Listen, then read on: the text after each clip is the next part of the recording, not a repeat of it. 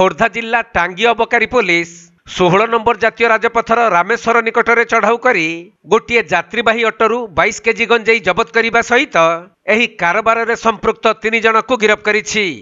गिरफ होइथिबा अभियुक्त माने हेले गंजाम जिल्लार रवींद्र स्वाई, टोकुना पाणीग्राही और भगवान महापात्र।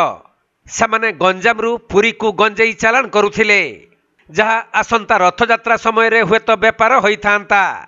किंतु अबकारी पुलिस ताहाकु जबत करिथिबा बेले जबत गंजेईर आनुमानिक मूल्य 2 लाख टंकारु अधिक हेबो बोली जणा पड़िछि। खोर्धा जिला प्रतिनिधि प्रशांत कुमार बेहेरांक रिपोर्ट, कोणार्क लाइव।